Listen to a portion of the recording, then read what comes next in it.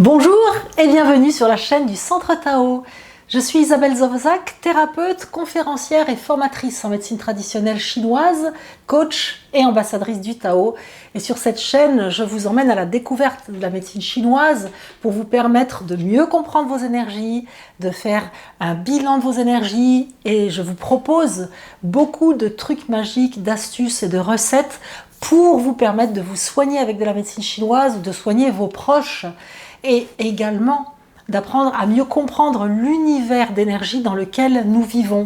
Cette compréhension, c'est typiquement une démarche taoïste, se comprendre soi pour mieux comprendre l'univers et aller ainsi sur le chemin de la découverte de son âme. C'est tout un programme et cette démarche-là, je le dis souvent, mais c'est une façon de réveiller la fille du soleil qu'on a dans le cœur, cette fille du soleil représentant la partie yin de notre couple intérieur yin-yang. Si vous voulez en savoir plus, abonnez-vous à la chaîne, allez voir dans l'onglet playlist les différentes séries que je vous propose, et notamment la série sur la gestion des émotions, où je vous parle beaucoup du Tao, du taoïsme, de l'énergie, alors que dans la série médecine chinoise, c'est beaucoup plus pragmatique par rapport à nos propres énergies, c'est beaucoup moins taoïste dans la démarche, même si la médecine traditionnelle chinoise a puisé ses fondements dans le taoïsme. C'est pour ça que les deux sont joints. Et puis série trucs magiques et série alimentation dans laquelle nous sommes ensemble. Et en ce moment, je vous fais découvrir les plantes courantes de pharmacopée chinoise pour que vous puissiez découvrir toute l'intelligence de la pharmacopée chinoise, ne plus la craindre, mais voir justement qu'il n'y a aucune phytothérapie qui n'égale la pharmacopée chinoise, et pour vous montrer à quel point elle va loin dans sa compréhension.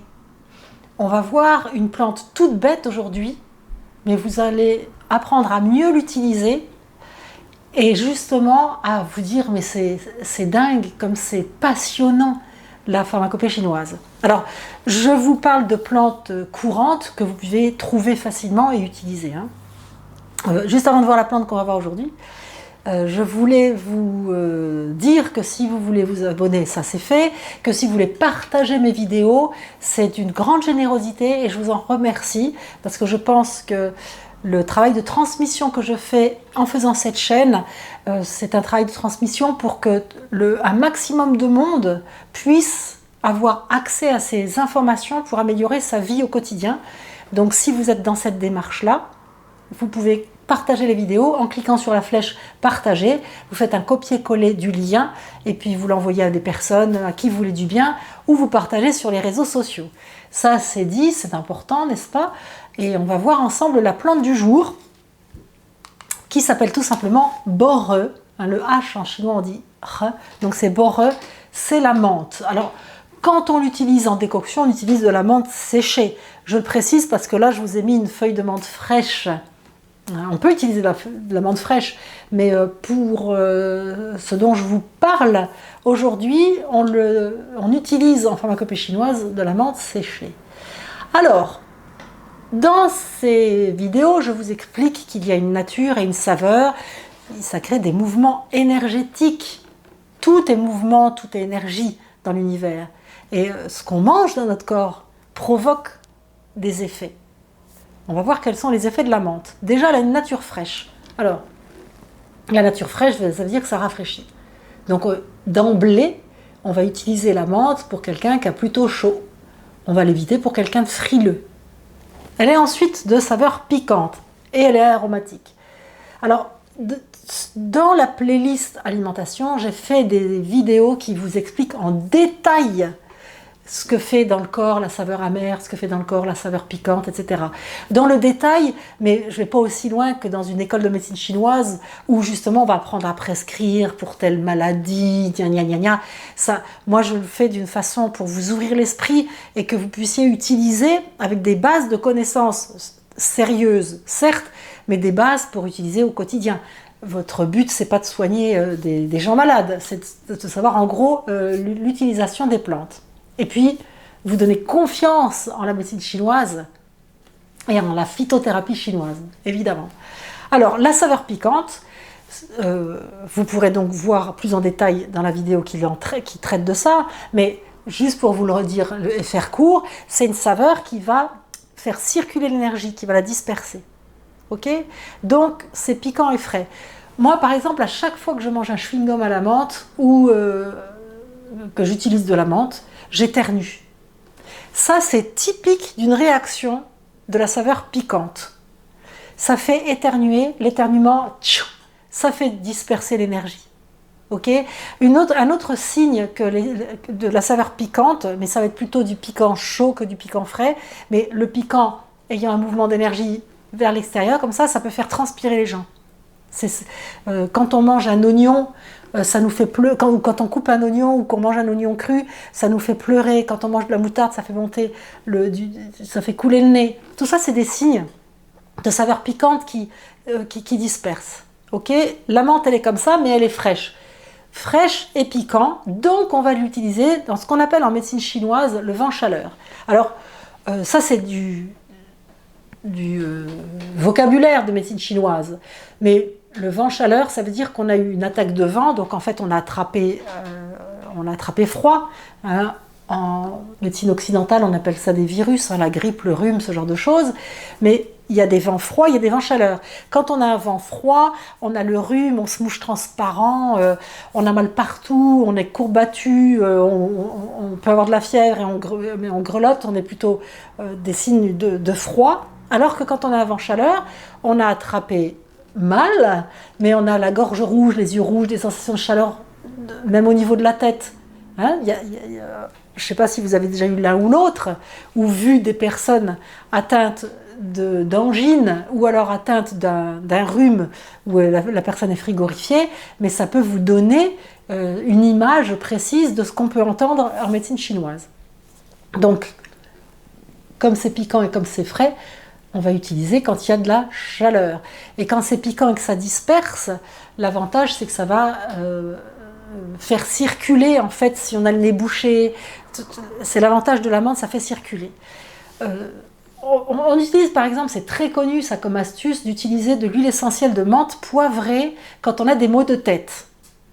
On en met de chaque côté de la nuque, sous l'occiput, hein, ou éventuellement un peu sur les tempes. Alors il ne faut pas la mettre là parce que sinon on va pleurer, c'est beaucoup trop près des yeux. Il faut la mettre plutôt dans la ligne des cheveux et très très peu. Mais la menthe poivrée, c'est frais, c'est dispersant.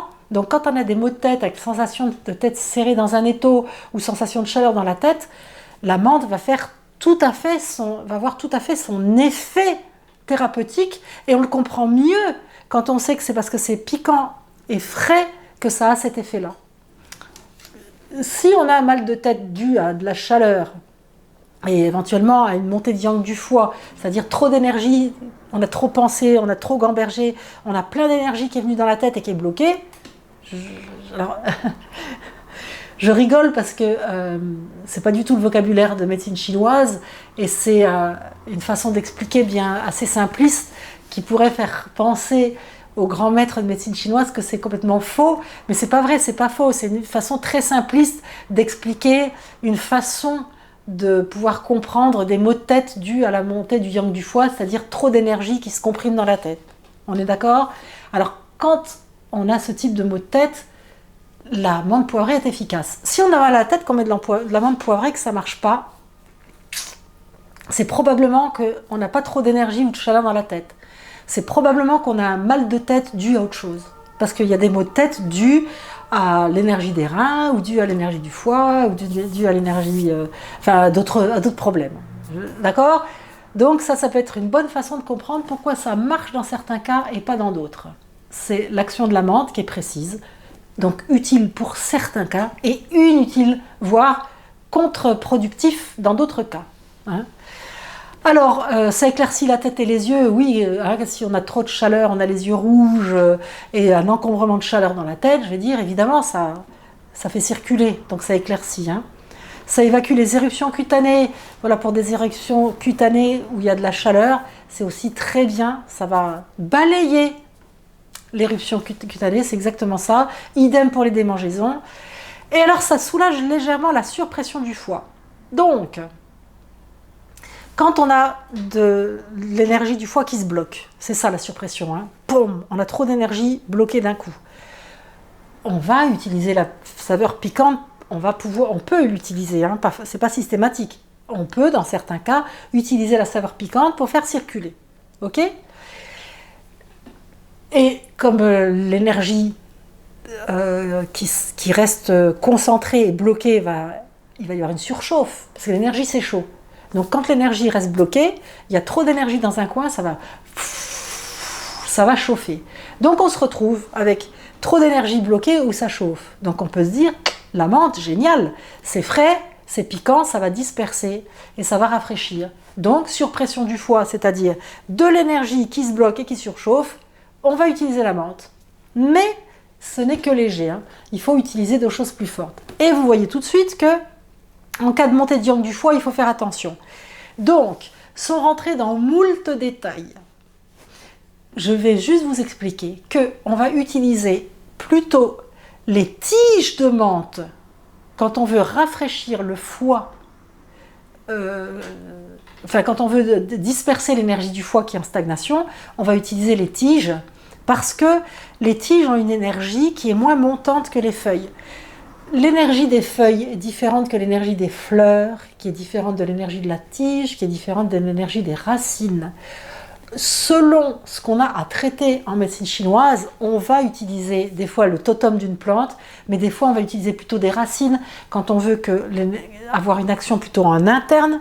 Et puis, éventuellement, si on veut travailler au niveau des émotions, on va travailler plutôt avec les fleurs. Je pense par exemple aux fleurs de Bach, qui ont une action au niveau émotionnel. Hein, on n'a pas du tout la même énergie dans les fleurs, les feuilles, les tiges, etc. Donc en fait, en médecine chinoise, si on veut travailler plutôt en haut, hein, la tête, les yeux, la gorge, on va utiliser plutôt les feuilles, alors que quand on va utiliser pour la surpression du foie, on va plutôt utiliser les tiges ou alors tiges et feuilles. Hein. Mais il faut quand même faire attention parce que ça peut avoir des effets négatifs au niveau de la montée du yang par rapport au mouvement ascendant des feuilles, alors que la tige va avoir un mouvement plutôt descendant. Ok ? C'est génial, hein ? C'est génial tout ça. Alors, quoi d'autre ? Oui, contre-indication en cas de transpiration spontanée. La transpiration spontanée, c'est quelqu'un qui a tendance à être tout le temps moite. Je vous disais que la saveur piquante, elle a tendance à repousser vers l'extérieur. Quand on transpire, c'est qu'il y a déjà un mouvement vers l'extérieur, on ne va pas l'amplifier, donc il faut faire attention. Alors s'il y a du vide de yin, de sang, c'est-à-dire s'il y a de la sécheresse à l'intérieur de la personne, on évite aussi de donner de la menthe par rapport au côté piquant qui disperse, qui fait circuler. Hein. Quand on fait circuler du sang et des liquides physiologiques alors qu'il y en manque, la personne elle va être extrêmement fatiguée. Hein. Sur une personne qui a un vide, qui a une déshydratation, qui est anémiée, pour le parler en français, hein, qui a les lèvres pâles parce qu'elle a envie de sang, ou alors qui a tout le temps soif, qui est desséchée, on va nourrir son sang et son yin, hein, on ne va pas le faire circuler. Donc il faut faire attention à la menthe. Ça ne veut pas dire qu'on ne peut pas boire d'infusion à la menthe. Ça veut dire qu'il faut faire gaffe à la menthe. Hein. En cas d'hernie hiatale, on fait attention aussi par rapport au mouvement ascendant et puis à l'allaitement. Il faut faire attention à la menthe. Voilà pour vous donner une idée générale des plantes courantes en médecine chinoise. Et la prochaine fois que vous avez une angine, sachez que vous pouvez tout à fait utiliser la menthe dans un tel cadre, même en gargarisme. Vous faites bouillir de l'eau, tremper de la menthe dedans, ok. Alors bouillir de l'eau et décocter, donc pendant une dizaine de minutes, on laisse... Non, pardon, pas dans une dizaine de minutes. La menthe, justement, on la laisse bouillir 2 minutes seulement. Parce que c'est une plante aromatique. Donc on la laisse bouillir 2 minutes seulement dans l'eau, et puis on fait des gargarismes une fois que c'est tiède, hein, avec la menthe. On peut boire aussi. Vous faites le gargarisme et vous buvez. Et au niveau des posologies, la posologie standard de la menthe, c'est 4 grammes par jour. Dans de l'eau, faire bouillir 2 minutes, des gargarismes et boire la menthe pour un mal de gorge. S'il faut d'autres choses, évidemment, hein. Il ne faut pas limiter à ça. C'est pas avec de l'amande qu'on va complètement guérir une angine, par exemple. Mais c'est une plante très utile dans ce cadre-là. Pour en savoir plus, voyez toutes les vidéos que je fais dans ma chaîne, ou éventuellement aller voir un thérapeute en médecine traditionnelle chinoise quand vous avez un problème de santé, ou alors quand vous voulez simplement faire un bilan de vos énergies pour vous rééquilibrer afin de justement pas tomber malade. C'est le but de la médecine traditionnelle chinoise. Ok, on se retrouve dans cette série pour découvrir ensemble des nouvelles plantes via le point de vue de la médecine traditionnelle chinoise. Et puis, je vous embrasse. À bientôt.